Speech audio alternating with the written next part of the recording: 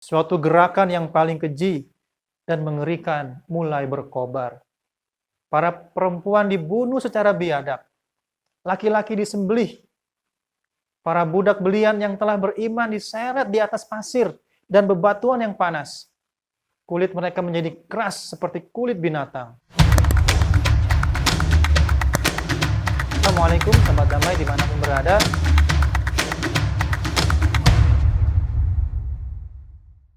Assalamualaikum sahabat damai dimanapun berada.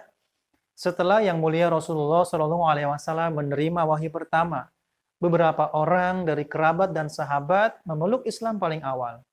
Mereka adalah sebuah jemaah kecil yang secara diam-diam bertekad menyebarkan nur ilahi kepada orang-orang.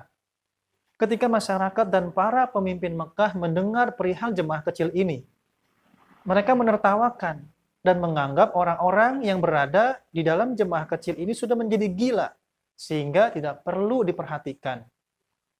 Namun, seiring dengan berlalunya waktu, kebenaran mulai menyingsing, dan seperti yang dikabarkan Nabi Yesaya lama sebelum itu, hukum ditambah hukum, hukum di atas hukum, syariat di atas syariat, syariat disusul syariat, baris demi baris, baris di atas baris, di sini sedikit, di sana sedikit.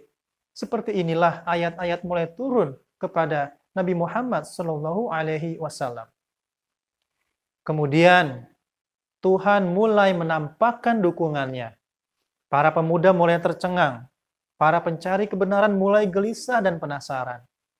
Cemoohan dan ejekan mulai tumbuh menjadi pengakuan dan kekaguman. Para budak, pemuda, perempuan yang malang mulai berkumpul di sekitar Rasulullah SAW. Mereka yakin dalam amanah dan ajarannya terkandung harapan bagi orang-orang yang selama ini terhina, putus asa, dan juga bagi para pemuda. Para perempuan memandang inilah waktunya untuk menegakkan kembali hak-hak mereka. Para budak memandang hari-hari kemerdekaan mereka telah tiba. Para pemuda merasa jalan menuju kemajuan terbuka lebar.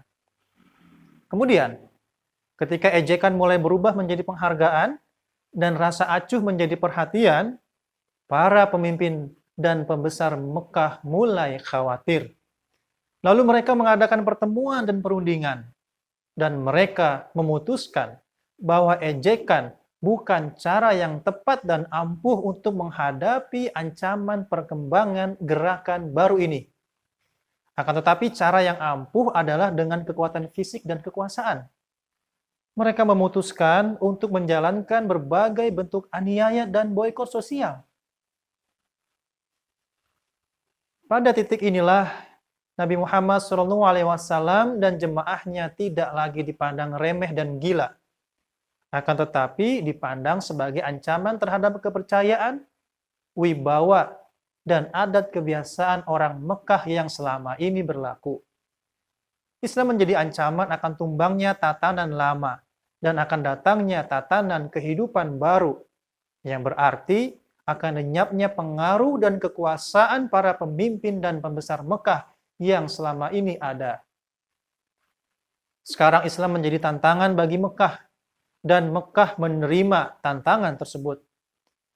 Seperti musuh para nabi yang selalu menerima tantangan para nabi mereka, Mekah menerima tantangan. Mereka menjawab kata-kata sopan tidak dengan kata-kata sopan lagi, tetapi dengan makian dan tindakan aniaya. Pada saat itulah mulai meletus perlawanan antara keimanan dan kekafiran. Kekuatan setan menyatakan perang terhadap kekuatan malaikat. Akan tetapi orang-orang beriman yang masih berjumlah kecil tidak mampu melawan serangan dan keganasan kaum kufar. Suatu gerakan yang paling keji dan mengerikan mulai berkobar. Para perempuan dibunuh secara biadab. Laki-laki disembelih. Para budak belian yang telah beriman diseret di atas pasir dan bebatuan yang panas. Kulit mereka menjadi keras seperti kulit binatang.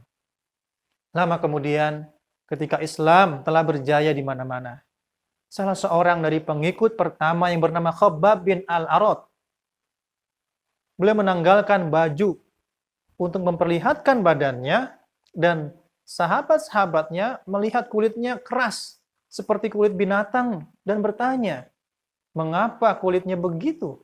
Kemudian Khabbab tertawa dan menjawab, "Itu bukan apa-apa. Itu hanya bekas yang mengingatkan ke zaman awal ketika budak belian yang masuk Islam dihela sepanjang lorong-lorong Mekah di atas pasir dan bebatuan yang keras lagi panas." Itulah bagaimana di masa awal Islam, masyarakat dan para pemimpin Mekah mulai menganiaya orang-orang yang memeluk Islam. Walaupun demikian, mereka telah memperlihatkan keteguhan iman yang luar biasa, yang kemudian mereka pantas mendapatkan ganjaran yang luar biasa pula. Demikian Sobat Damai, semoga bermanfaat, semoga menambah kuat iman kita. Assalamualaikum warahmatullahi wabarakatuh.